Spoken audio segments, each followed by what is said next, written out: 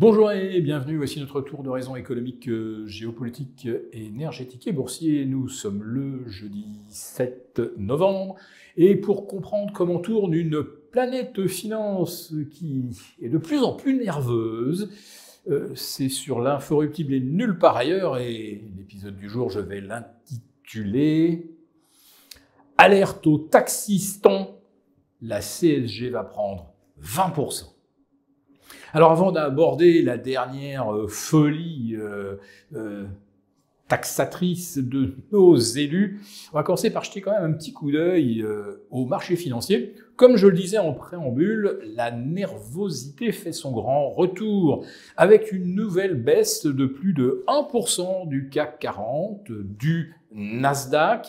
Alors évidemment, quand on voit les volumes d'échanges à Paris, qu'on est à peine à 1 milliard après 7 heures de cotation, on se dit que oui, on n'est pas dans la grande liquidation des portefeuilles, évidemment, sauf qu'on est revenu en dessous des 8000. Et puis à Wall Street, eh bien, le Nasdaq perd comme ça des 1, 20, 1, 50%. On ne nous avait plus habitués à cela depuis le 10 avril dernier. En réalité, il n'y a, depuis 6 mois, il n'y a jamais eu de correction supérieure à 3 ou 3,5%. La dernière fois, rappelez-vous, c'est quand Trump avait semé un vent de panique en expliquant qu'il allait se prendre la Chine en frontal.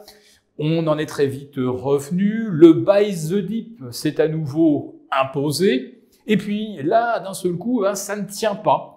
Avant, le buy the dip, c'était vous aviez 7 séances de hausse consécutives après un petit trou d'air. Là, un trou d'air, un petit rebond, ça rechute, encore un rebond, et aujourd'hui, on revient sur les planchers de début novembre, ce qui, à mon avis, n'est pas très bon signe.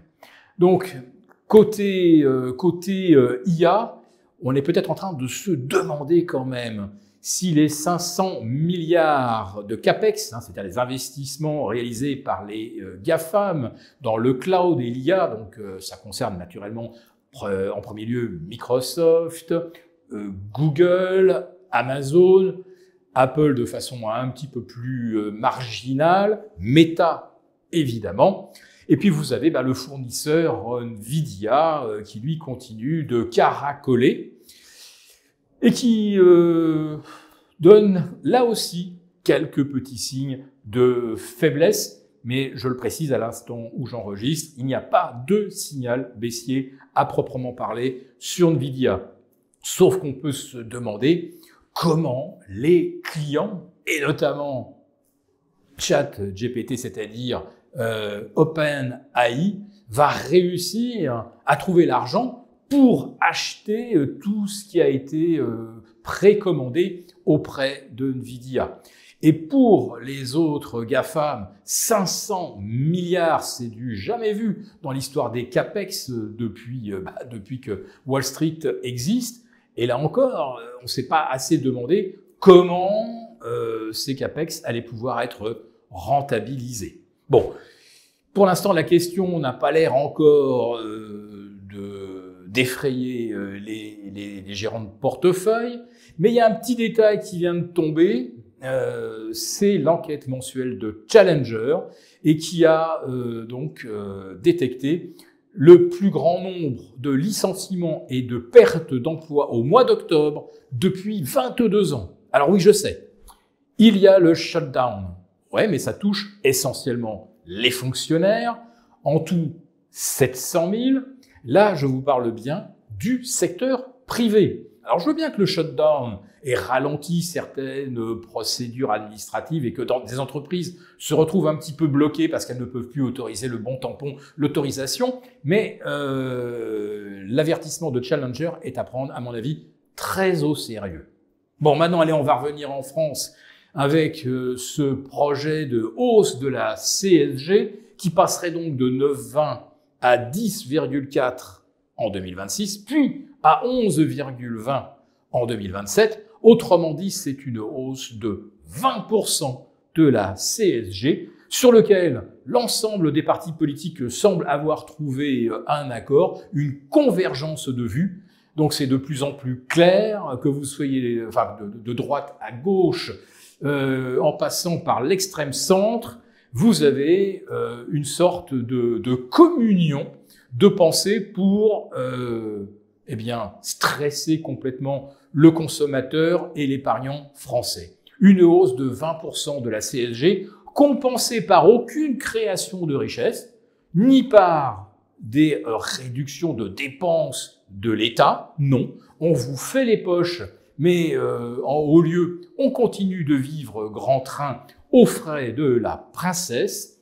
Mais là, le message que ça envoie, c'est que vous allez perdre encore 2 ou 3% de pouvoir d'achat au travers d'une CSG qui, je le rappelle, est non déductible et touche tous les revenus. Bon, ça veut dire quoi? Ça veut dire également que les revenus de l'épargne sont affectés et que la flat tax à 30%, elle vient de facto de disparaître. Voilà. Et si vous montez la CSG à 11,20, ça veut peut-être dire que désormais la flat tax, c'est 33%. Autrement dit, vous partagez un tiers de vos gains avec l'État, des gains que vous réalisez sur de l'argent qui a déjà été taxé à l'origine. Et pour le consommateur, évidemment, la perspective d'être plus lourdement taxé, ça veut dire qu'on va moins dépenser et peut-être donc accélérer une récession à laquelle on espérait échapper en 2026. Bref, ça se présente plutôt mal aux taxistants, mais pour l'instant, les marchés demeurent encore résistants. Pour vous remercier de votre fidélité, vous pouvez télécharger gratuitement notre rapport spécial qui vous explique comment réduire légalement vos impôts sur vos plus-values boursières. Un sujet à ne surtout pas négliger. Il vous suffit de cliquer sur le lien en description pour l'obtenir gratuitement. Merci et à bientôt. Merci beaucoup d'avoir regardé cette vidéo.